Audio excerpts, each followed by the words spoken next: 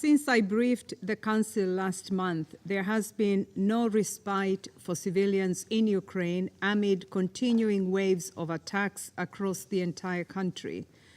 I was particularly shocked by yesterday's deadly missile strikes on Kyiv, Kryvi Rih, Pokrovsk, and Dnipro, and other urban centers. These attacks struck key energy infrastructure, as well as two of the country's main specialist hospitals for children and women. In Kyiv, the intensive care, surgical, and oncology wards of Ukraine's largest children's hospital, Okhmatdyt, were severely damaged. Its toxicology department, where children receive dialysis, was completely destroyed. First responders attending the scene immediately after the attack found children receiving treatment for cancer in hospital beds, set up in parks and on the street, where medical workers had quickly established triage areas among the chaos, dust, and debris. Reportedly, 27 civilians, including 4 children, were killed, and 117, including 7 children, were injured. The Office for the High Commissioner of Human Rights, OHCHR, are verifying figures while rescue workers, hospital staff, and volunteers continue to clear rubble in search for people trapped under debris. Health officials reported that what remains of the children's hospital is without electricity, preventing the use of ventilators and other urgent care. Our health partners have therefore helped to move child patients to other facilities and have been providing psychosocial support and assisting with other urgent needs. UN human rights staff also witnessed a massive outpouring of solidarity from local residents who rushed to the scene to help remove rubble and provide blankets, water, and food for patients and medical staff. I also regret that in Kyiv, at least 7 civilians were killed at the Isida Medical Center, one of Ukraine's largest women's health and family planning centers, when debris from an intercepted missile hit the facility.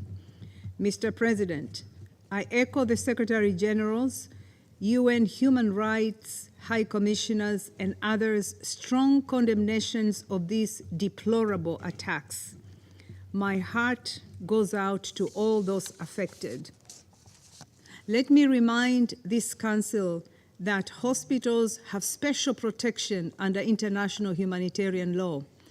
Intentionally directing attacks against a protected hospital is a war crime, and perpetrators must be held to account. Mr. President, these incidents are part of a deeply concerning pattern of systemic attacks harming healthcare and other civilian infrastructure across Ukraine. Attacks have intensified since the spring of 2024.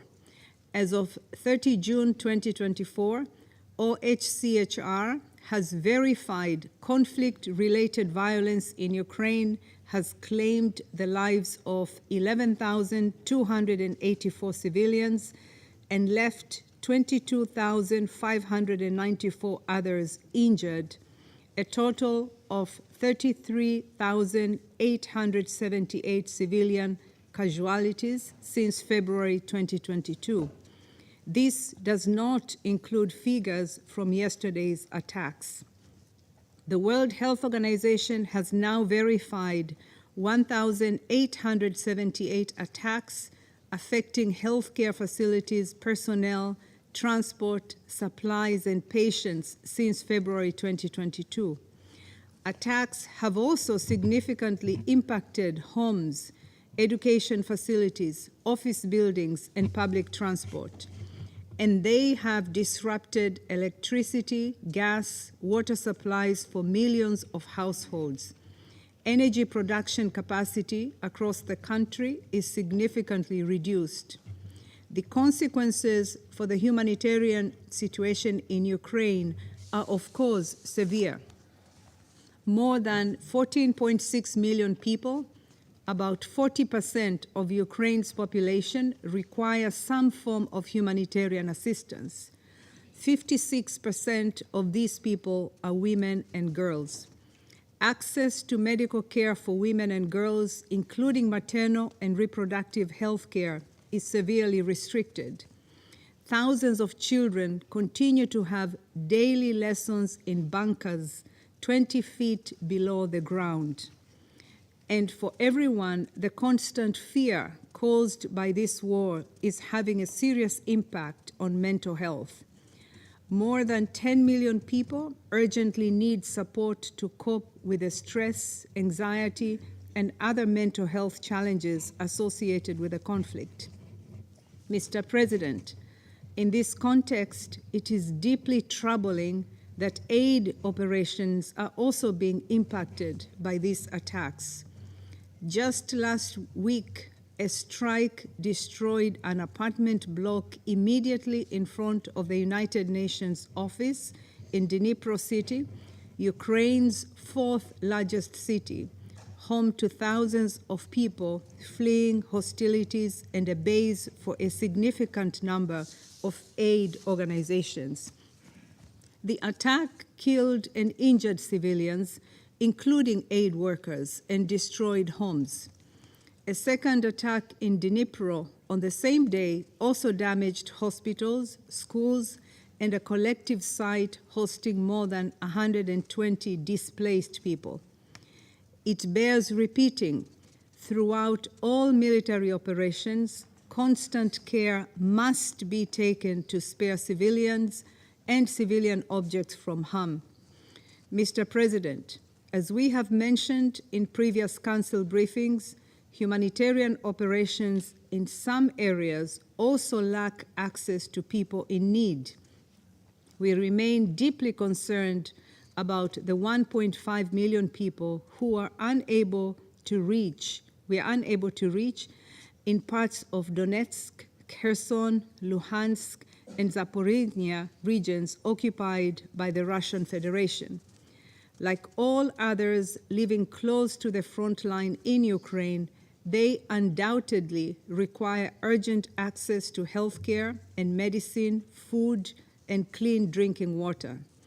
In accordance with international humanitarian law, it is imperative that impartial humanitarian relief can be facilitated for all civilians in need. Mr. President, despite the challenges in the first 4 months of 2024, the UN and its partners, many of them local organizations, still managed to provide life-saving assistance to 4.4 million people across Ukraine. We are grateful to the donors who have so far provided the $887 million in funding that has allowed us to do so. But the reality is that 6 months into the year, this only amounts to 28% of the $3.1 billion required. To sustain operations in an increasingly complex and dangerous environment, we urgently need donors to accelerate funding for the humanitarian response. All the more so as another winter approaches amid no sign of an easing of hostilities or their impact on civilians and civilian infrastructure. To facilitate early procurement and pre-positioning of winter supplies, the UN and its humanitarian partners are launching the Winter Preparedness Plan for 2024-2025, supported by an allocation of $55 million from the Ukraine Humanitarian Fund. But alone, this will not be enough to get Ukrainians through another winter of war. More is urgently needed.